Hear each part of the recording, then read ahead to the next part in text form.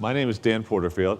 Prior to serving as the CEO and president of the Aspen Institute, I was president of Franklin and Marshall College for the past 7 years, and before that, senior vice president at Georgetown University.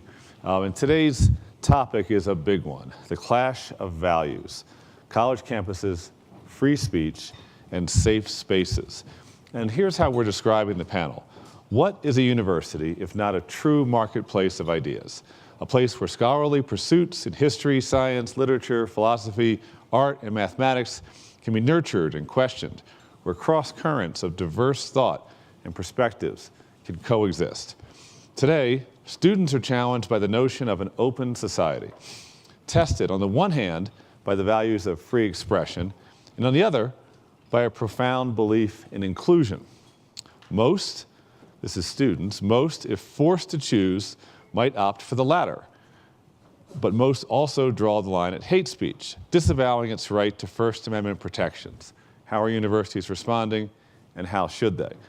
To join us in this discussion, we have three extraordinary leaders in American higher education. And our conversation will go on for about 50 minutes. We'll try to break for questions at about the 30-minute point. I'm delighted to have with us today Christina Paxson, the president of Brown University, professor of economics and public policy, Robert Zimmer, the president of the University of Chicago, also a professor of mathematics, who previously served as chair of the math department and deputy provost, vice president for research, and David Cohen, who is the senior executive vice president and chief diversity officer for Comcast, and also long-serving chair of the board at the University of Pennsylvania. And so we have some great leaders and important topics, and I thought I would organize our conversation around three sort of big themes: enduring commitments first, secondly, today's challenges, and third, future considerations. And so first, these enduring commitments. Each of you is a leader committed to promoting and protecting, both keywords, free expression. And maybe could I ask, I'll just start with Bob, since you're closest to me. Why is it important? This may seem kind of basic, but why is it important that we promote and protect free expression? Well, from the point of view of a university, it's essential to fulfilling our missions. Our mission is to, on one hand, educate students in the most challenging way we can so that they are empowered by a set of intellectual skills and habits of mind that will serve them for their entire life, and that they are simply not going to get the level of education and the level of preparation and developing these skills if they are not challenged in an ongoing way. And challenge means hearing things that are different. It means hearing different perspectives. It means hearing things that you are uncomfortable with. And simply without this, your education is going to be weaker. And the more you move away from this, the more mediocre your education becomes. Very simple. And it's the same thing with the research environment. Yeah. So, and I'll turn to Chris for a second on the research. But one big reason to promote freedom of expression is for the formation of young adults to be able to develop their intellectual power. How about from the knowledge creation perspective? Right, which is, and I agree with everything that Bob said. You know, one really important component of the mission of a research university is the creation of new knowledge, generating new ideas. And the way that happens, you know, the scientific process, is that people have to challenge the status quo. They have to challenge existing ideas if they're going to create new ones and make progress in lots of different areas. And this goes from scientific progress to work in the humanities and the social sciences. So that's another just foundational component of freedom of expression. Yeah. So in other words, really no one creates a new idea or a new concept, a new paradigm for thought by simply saying, well, the other ones were right. Right? We have to be on the edge of pushing forward. You have to keep probing and testing and pushing. Yeah. It takes courage, takes patience, yeah. And takes drive. David, is there any other consideration about the freedom of expression, the freedom of speech, besides the academic enterprise of forming students and developing new knowledge that speaks to you? Look, I think those are the two critical frames. I mean, you could list another 10 things, but I think they all fit underneath those two frames. As I listened to Bob, listened to Chris, I mean, I'm struck, and I have felt this in my role at Penn. and I think it's worth saying, just to be clear about it, which is a university is not a corporation. And just listening, I mean, a corporation, I mean, we take our values very seriously, take our culture and our environment very seriously, but I don't think anyone would define the central mission of any for-profit corporation in America as academic freedom and the freedom of expression that undergirds academic freedom and the creation of an environment where every possible attitude, theory, and approach would be encouraged and respected. Yeah. So I'm the only person on this panel, including the moderator, with no academic title and no academic teaching experience. So I bring the trustee experience here, and so many trustees come more out of the business world than out of the academic world. And I think understanding that distinction is important to being a good trustee at an academic institution like a Brown or the University of Chicago. Let me ask you a quick follow-up, and you'll notice they actually don't know what I'm going to ask them, so thank you for bearing with me. But David, there's also, of course, the fact that the First Amendment protects the freedom of speech, including unpopular and offensive speech even. And can I ask you just for a second, if another reason to promote and protect free expression is the constitutional principle, there is a little bit of a difference between a private and a public institution. And would you be comfortable just succinctly just describing that difference for our audience? So I will do that, but I haven't thought this through all the way, and I'm also a lawyer, but I'm not even sure the First Amendment is the applicable principle for freedom of expression on a university campus. I don't know that, let's take Brown as an easy, I don't know if the First Amendment really applies to Brown. And that's because why they're not a governmental entity. But a public, the reason I'm asking the question. That's why I went to Brown. Yeah. Right. So I sort of did that as the. Or Chicago. But I think there are some core values in First Amendment jurisprudence and in what First Amendment means to people who are not lawyers and technically trained that can help to inform the importance of what I would call the broader term, which is freedom of expression. And I think I think that's the linkage, if you will, between the First Amendment and freedom of expression undergirding academic freedom, which is really, if it's not the central value of any quality college or university in the United States, I actually couldn't name another value. Yeah. Could I add something there, which is, I think the distinction between public and private is really important. And I believe in the First Amendment myself personally, but that is not what drives what private universities are doing. We have a choice. Yeah. We don't have to have freedom of expression if we don't want to. Yeah.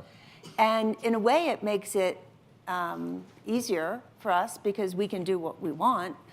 But on the other hand, it makes it harder in that we're really having to think hard about what freedom of expression means on our campuses and what are the values that generate it. And the reason I ask, go ahead, if I Bob. could just add something along the same lines. So if there were no First Amendment, I would argue that what we've been saying still implies that universities need to be places of maximal free expression simply because we have a function. We're not a club, we're not a nation. We're an institution that has very clear goals and priorities as to what it is we're trying to accomplish, and active engagement and discourse is absolutely essential to that. So it's easier to do, honestly, in a country where there's this backdrop of the First Amendment as a kind of cultural touchstone. But if there were no First Amendment, I'd have exactly the same point of view as to what we need to do. So I'm going to ask each of you, if you'd like, to reflect upon a moment in your lives when the value of promoting maximal free expression and protecting expression came home to you. Maybe you were 15, maybe you were 19, maybe you were 24.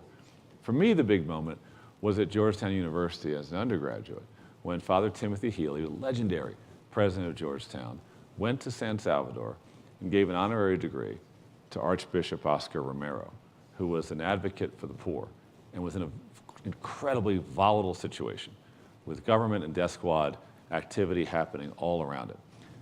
Archbishop Romero could not leave San Salvador because he'd never get back into the country. So Tim went down and handed him an honorary degree from Georgetown University. 2 years later, Archbishop Romero was shot saying Mass. A year and a half later, the individual who was most likely to have been the one that ordered the assassination, Roberto d'Aubuisson, was invited by students to Georgetown University. I was working with recently arrived immigrants from El Salvador who had walked up from El Salvador to get away from the death squads. And I went into Father Tim Healy, who was my mentor, and said, you can't let d'Aubuisson speak. You gave Archbishop Romero an honorary degree. Father Healy said, not my call who the students invite. I will protect their right to invite who they want. There are conditions, has to be safe, but I will protect it, even though I believe with you that d'Aubuisson did this horrible crime. And I pushed him, and he said, Dan, you need to go to law school. So, over the years, as I wrestled with the example of my mentor, I came to appreciate the wisdom of his approach. In part was that if there's somebody deciding who can speak and who can't speak, that means everybody was approved. And nobody approved Roberto d'Aubuisson except for the students that invited. Well, was there a time in your lives comparable when this really became personal for you? Well, when it was really personal was sitting around the dining room table when I was growing up and having an environment where it was okay to argue about everything. But I'll move beyond the childhood moment. So when I was in college, it was a time when there was both the civil rights movement and then kind of segueing into the protest around the Vietnam War. So these were two huge issues for the country, which became somewhat merged, but were mostly distinct. And it was a very clear example of places on campus where there were very, very serious disagreements about this. And I have my points of view about them, but I just thought that the value of having to argue this out was extremely valuable to me personally, because there really were differences of views about this, and people would push you, and you're opposed to the Vietnam War. Well, why is that? What about this? What about that? What's your answer? How do you think about these things? It was a hugely educational experience for me personally, and highlighted the importance of having to make an argument and seeing that arguments are not so simple to make. Yeah, thank you. Chris, anything? Oh, I don't have a story to top your story, right? I mean, I know you selected that question so you could tell your story. A little bit. I'm just kidding. A little bit. I wanted to praise Father Healy. But I will tell a somewhat childhood story, a teenage story, and I think it may come back to something that we'll talk about later, which is how do you help people feel comfortable expressing minority viewpoints? Exactly. I'm coming. Which is, I grew up in a Quaker family and going to Quaker meeting, and everybody was a pacifist, and it was during the Vietnam War. And I decided at some point that I was not a pacifist.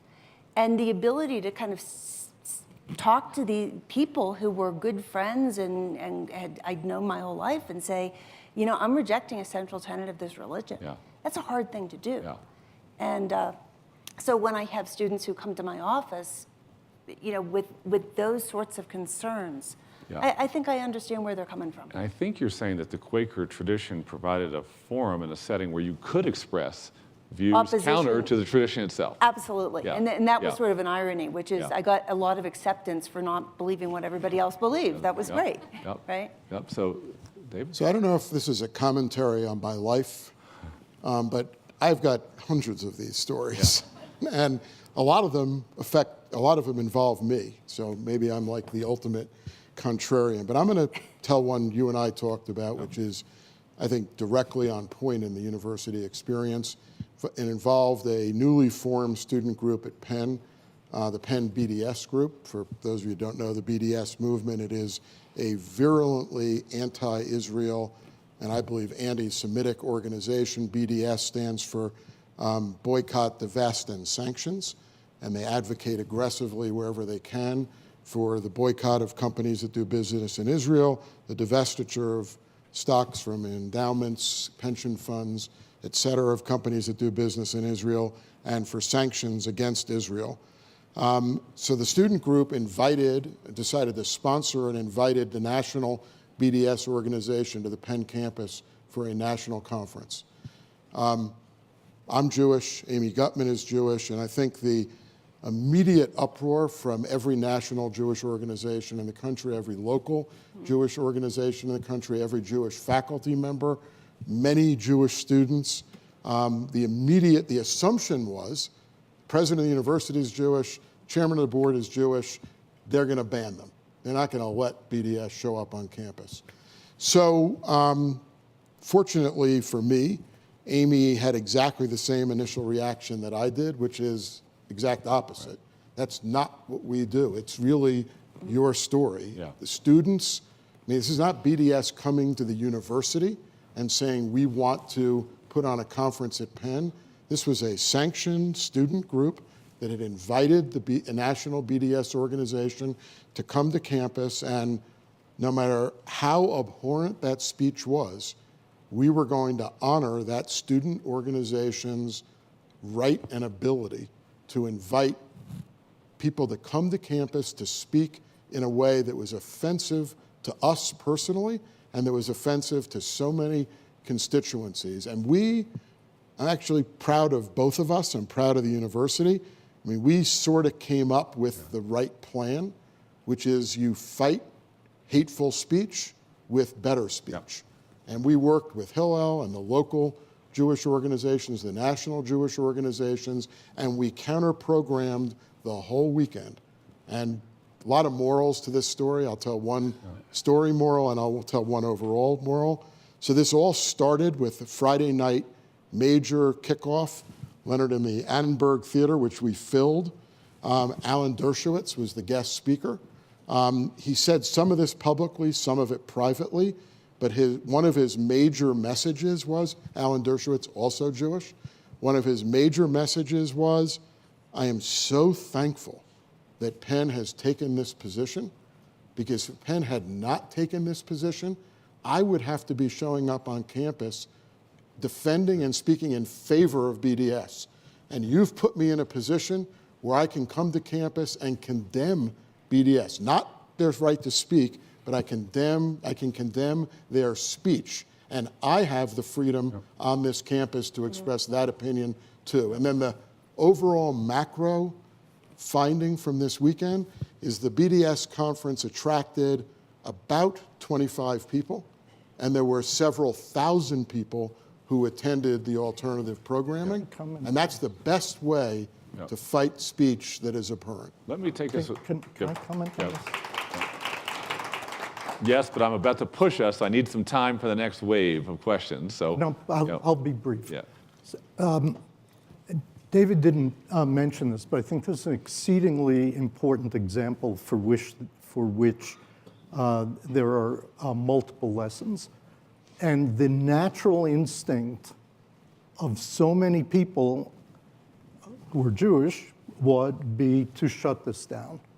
And this phenomenon, having nothing to do with being Jewish, but simply the natural instinct to want to shut down people who you find offensive, wrong-headed, immoral is huge.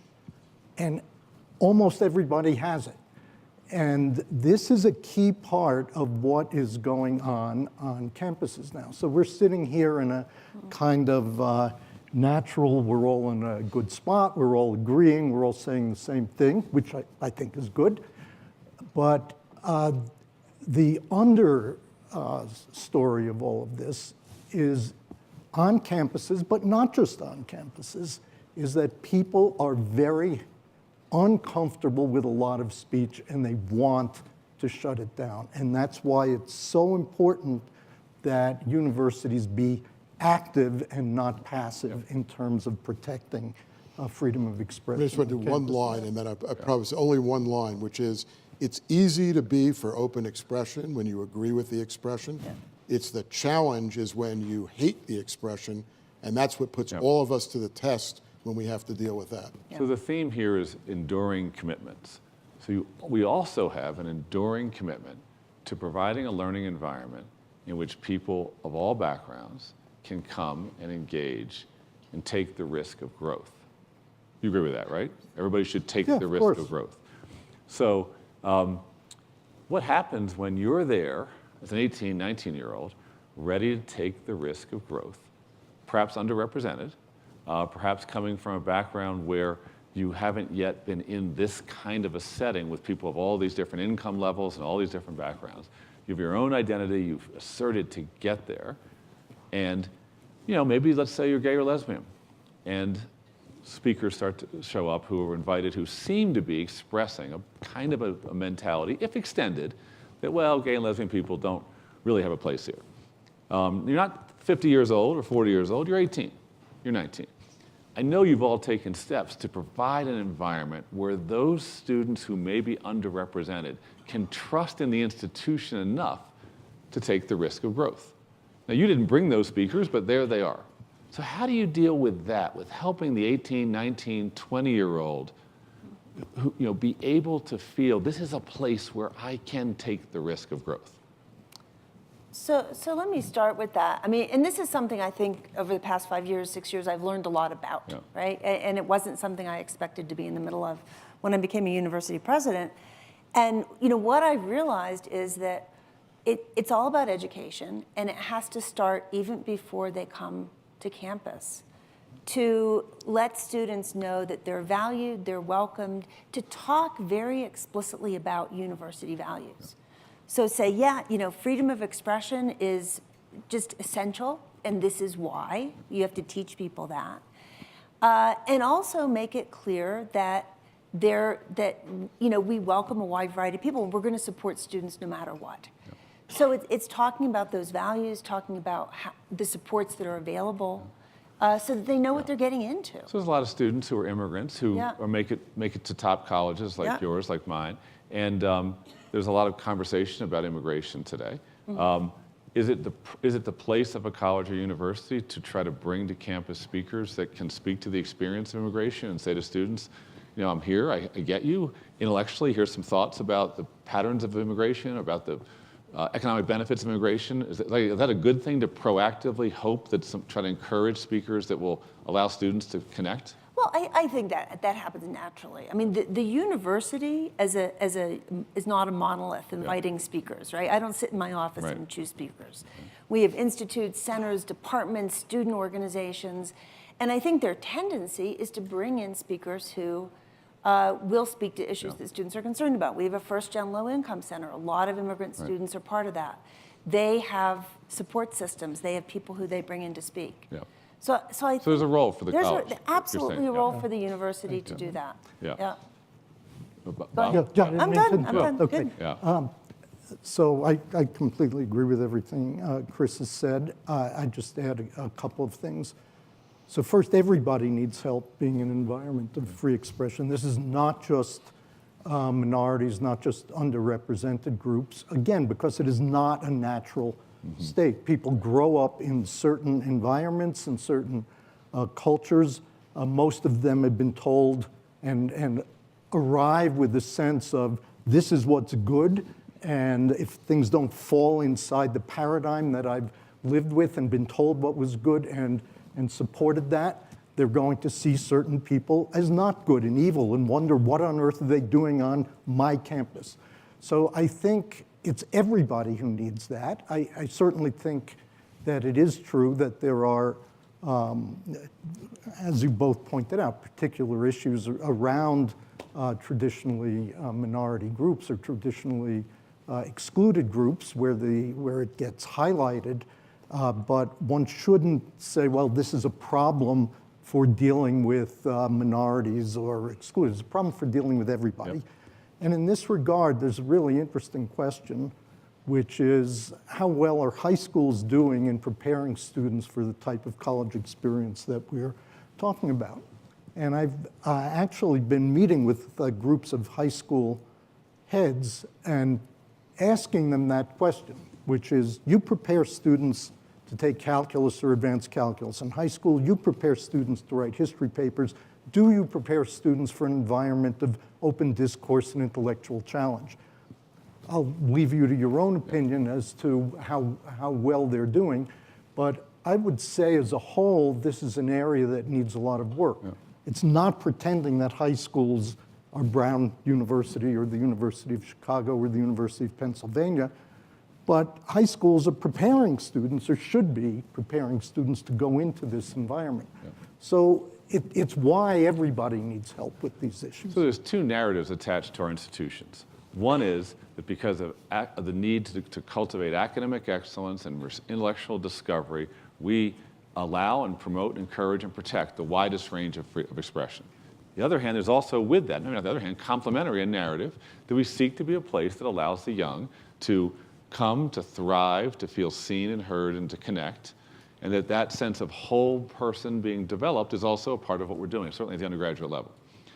Now, I don't understand why these two traditions of American higher education are seemingly in conflict. They're not. They shouldn't be. They shouldn't be. Although, the poll results that you quoted put them in conflict, right? Yeah. And, that was a poll Yeah. where the question was, do you believe in freedom of expression? Most students said yes. Yeah. Do you believe in diversity and inclusion? Most students say, why were they asked to choose one or the other? Yeah, well, I didn't make the Right. poll, but I can tell you, you're Yeah. living the conflicts because Yeah. they appear on your campuses pretty regularly, in mine. Yeah. So why are these two traditions of American higher education seemingly in conflict? Maybe they really aren't. It's Because always people exaggerated. don't actually believe in freedom of expression. They're wrong when they say that. They believe in their own freedom of expression, freedom of expression for people they're sympathetic to. They don't Exactly. believe in freedom They of want expression. to make sure they have the right to express their views. We definitely have a moment of presidential candor, which is difficult in our field. I say I was it all going the to say, time. don't believe, drawing on part of my past background, don't believe every poll you see. Yeah. There are a lot of crummy polls out there, and Bob and I were talking about this beforehand. That poll can't be accurate. Yeah. By the way, I think it's probably understated in the statements for the reasons that Bob said. Yeah. I just want to add one thing here before you move on. Totally agree with what Chris and Bob said, but I want to, going to your original question, I don't think it's, when we say, should the university bring speakers on and create programs, I think that's probably too broad a statement. I think there are, and Chris touched on this, there's so many touch points within colleges and universities for this kind of a dialogue. And particularly around known times of crisis or potential unrest or unhappiness by students. So Penn has a growing and developing college house system, and we do a lot of communication, proactive and reactive within the college house, where a faculty member actually brings together the residents of the house, and you have these kinds of discussions. Not something that Bob can do, but our athletic programs are fantastic places where we've been able to have calming dialogues. Right now we have an incredibly forward-thinking athletic director, graduate of Brown, I think, if I remember correctly. And she, around the Trump election, which created a lot of tension on the campus. Campus was probably, among the students, was 90-10 against Donald Trump, but there was some real tension on the campus around that, and she brought all the teams together, used all the coaches, and just sort of had dialogue and discussion. So all I'm saying is there are ways, other than calling a speaker, you can use embedded clubs, organizations, groups, segments within the university environment to create a dialogue that can help to diffuse some of the discomfort that you identified in your question. And just to add on that, I don't want to leave people with the impression that presidents don't do anything. We just let stuff all grow around us. And just an example, over the past several years, I've co-hosted with the provost a speaker series called Reaffirming University Values. And it brings in people from a wide range of backgrounds. And it's really meant to model to students how we do this, because they don't really know. At the beginning of this year, we did a big faculty panel talking about what happened in Charlottesville. And it was packed. I mean, it was sort of a potentially explosive moment. Yeah. And so having that sort of intervention at that point in time was had really you, important. Had you not done that, you would have heard from your community that is a major topic of concern to many. We need an affirmative action to bring that topic into the public space of the campus for intellectual discussion and reflection. Yeah, and it was the first right. week of classes. Yeah. So I it was remember a well. really important point. Yeah. Can I add one other thing to this? Excuse me. Yeah. An interesting feature of this also is the way the word discomfort is used. So there's a lot of discussions which essentially problematize discomfort, as if there's something wrong with being uncomfortable. And I think that itself is a problem. It sort of lumps under one word a whole variety of phenomenon, and discomfort itself is not a problem. In fact, it's a natural consequence of a challenging intellectual environment. And so when one hears people saying, well, what happens if students are uncomfortable? It depends what you're talking about. If you're in a situation where you've got some virulently racist or anti-Semitic people living next door to them in their residence hall, yeah, that's a problem.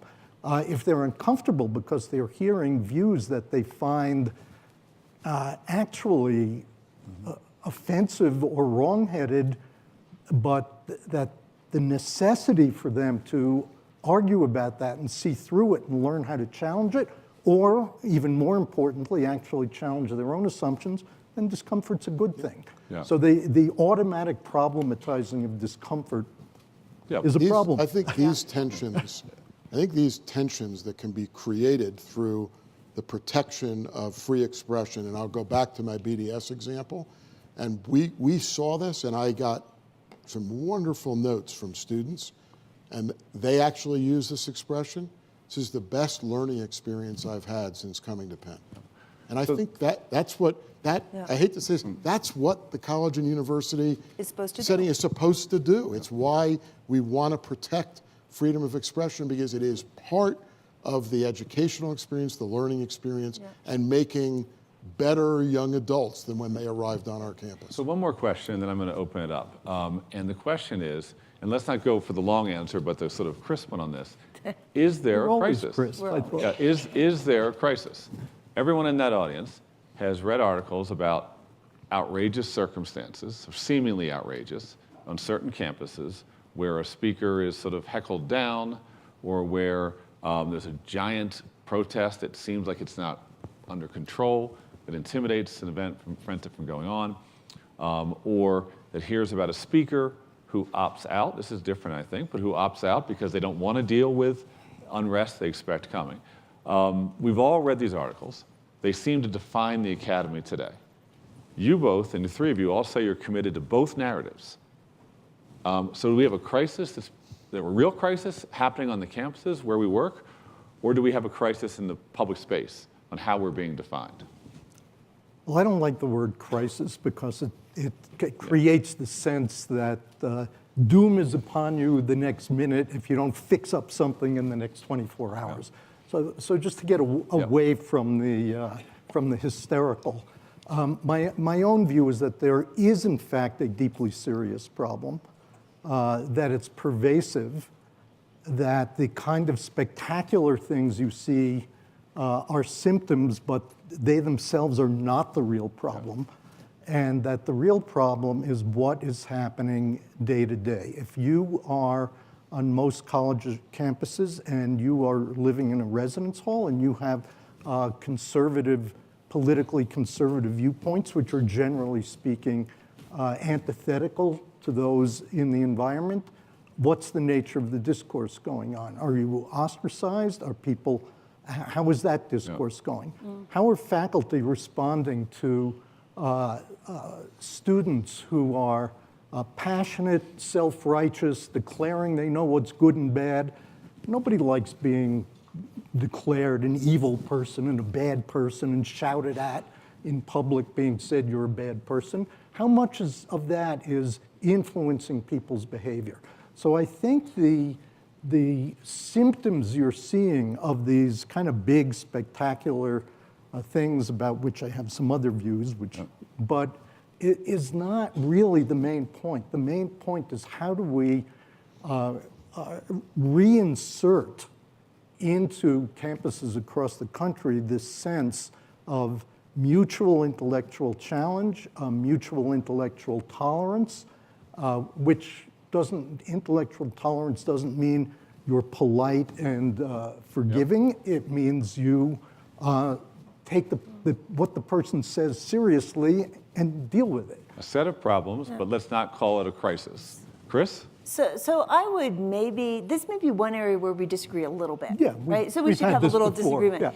yeah. And I take a longer view, I think, which is, universities always get contentious, difficult, during times when there's a lot of social change and a lot of polarization in society as a whole.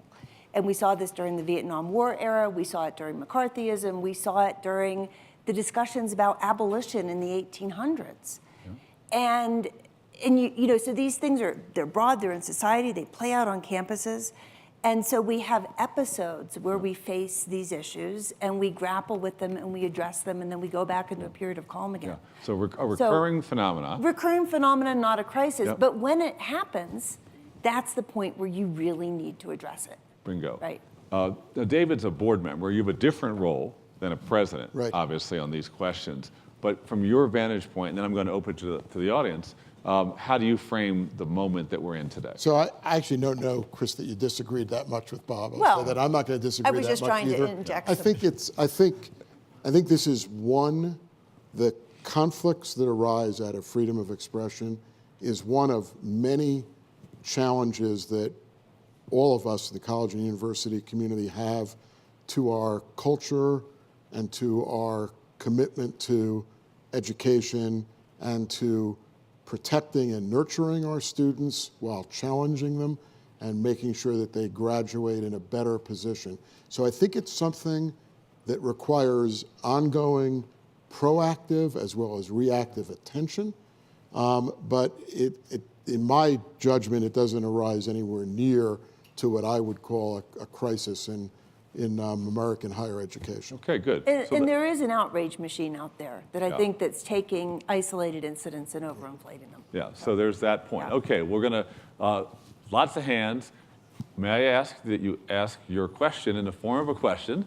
Because the more questions we get, the more short answers we get, the more dialogue we're going to have. So right there with the glasses, yes. Hi, everybody. To make it quick, I guess we're hearing a lot about what we can do for students. I'm wondering what are you thinking about doing for faculty members and professors to get in line with these same ideas that we're talking about today? Like, how are we empowering professors to follow along with what you've been talking about?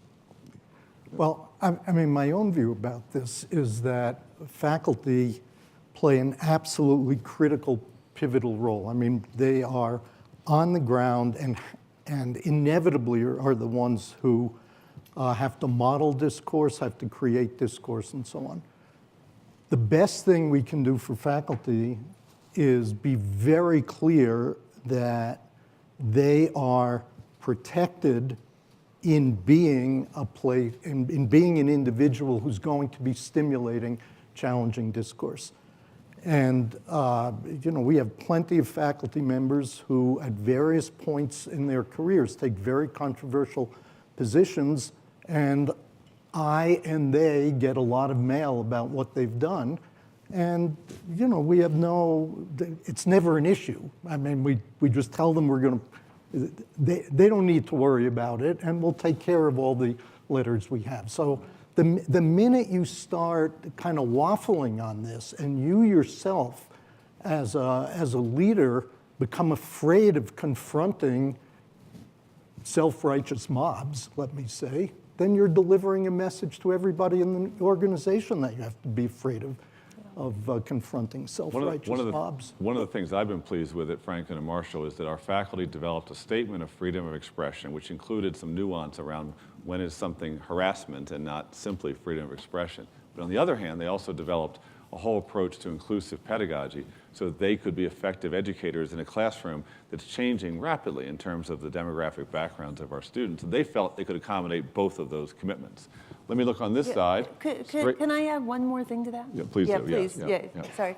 One thing that we're all having to deal with a lot more is faculty who feel like they're being attacked in social media. And this is on the left, it's on the right, and their writings are no longer sort of within the academy, they're out there. And so just having to take, knowing that, telling the faculty that we have their backs when it comes to their expression. That's a critically key important. addition, yes, indeed, Yeah. key addition. So over here, I think, right, Hi, my name is John Donvan. I happen to be the parent of a Chicago senior at present, and I also happened last Saturday to have moderated a debate about the issue of safe spaces, and I'm turning this into a question now. The notion of the outrage machine came up in the debate, and my own research on it showed me surprisingly that the number of incidents that we're talking about are ridiculously small, that the number of schools in a recent given year, out of 4,700 colleges tracked where students tried to shout down or disinvite a person was less than 1%, 35, suggesting to me that perhaps this problem is overly exaggerated. And my question comes to President Zimmer. When the University of Chicago 2 years ago, your Dean Ellison published a letter saying we're not a safe space kind of place, and my son confirmed for me Chicago is not a safe place kind of space.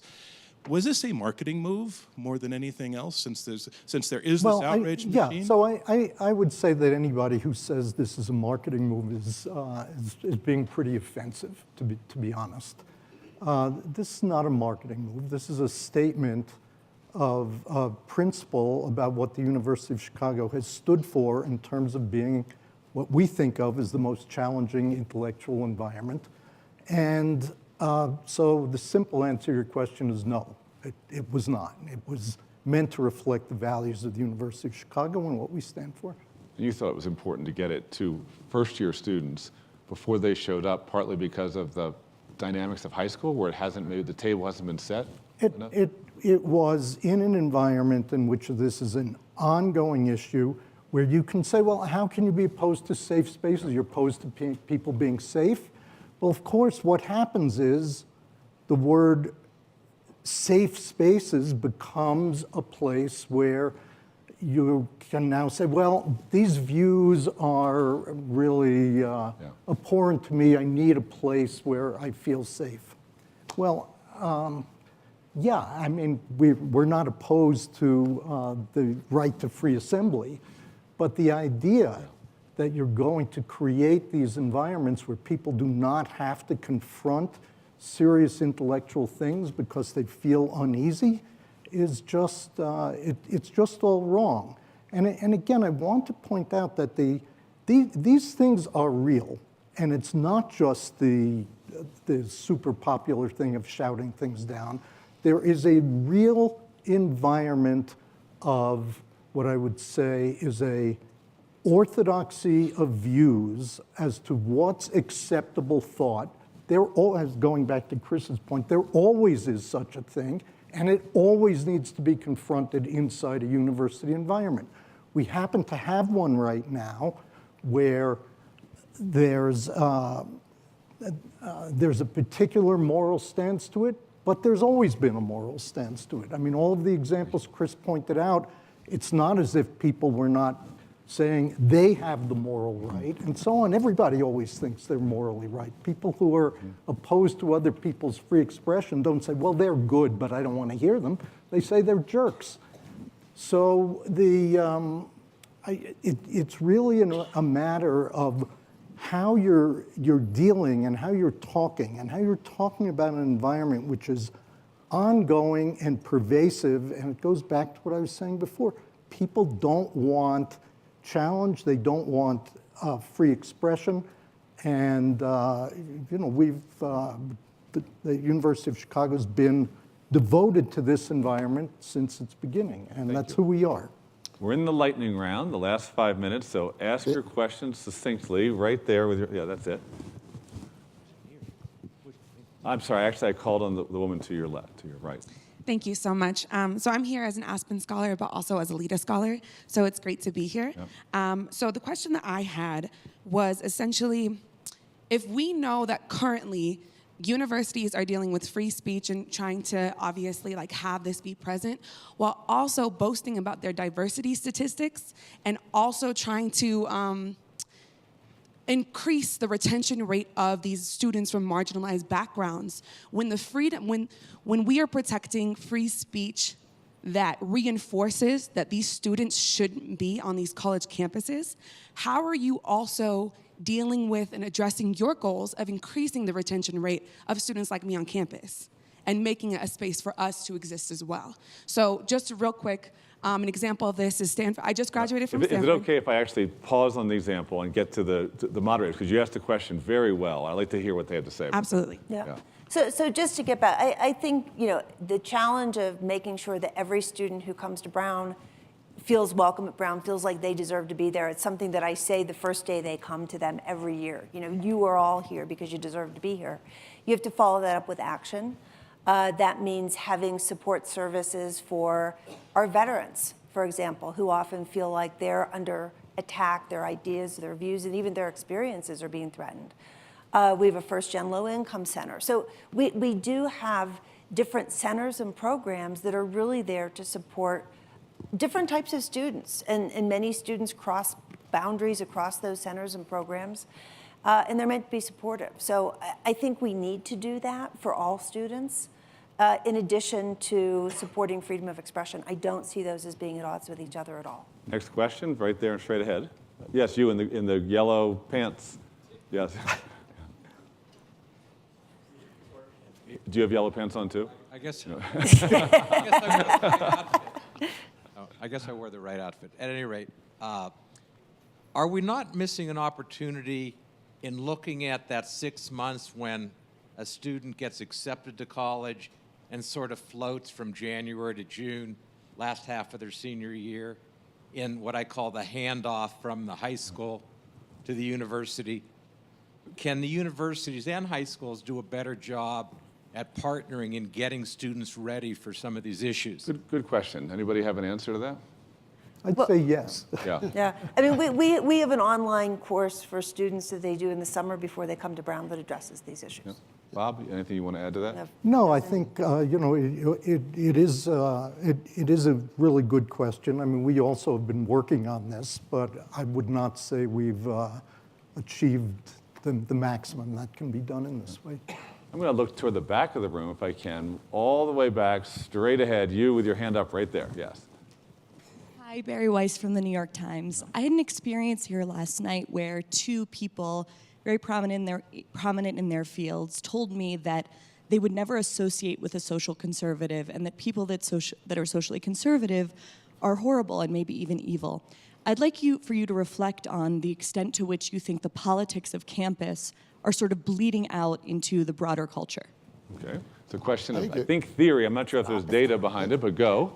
I'll give you my answer to that. I mean, I'm not sure it isn't the other way around. Yeah. That is that the politics and divisiveness of the times is not bleeding into our colleges and universities. And a number of people in this room have heard me say this before. I mean, I think this is one of the great challenges we face as a society today. Generally in the society, be a little provocative and say, maybe even at the Aspen Ideas Festival, and certainly on our college and university campuses. So, yes, you were patient last time. Thank you. Hi, Peter Zahn from San Diego. I want to touch more on the safe space and discomfort issue, and Dan particularly brought it up. I think students do arrive at your institutions with some issues that definitely should be dealt with, and they're being coddled. But isn't there something of a race to the bottom among colleges and universities to protect and coddle these students, whether it's from parental pressures or whatever, and you're making it more cushy and more protective?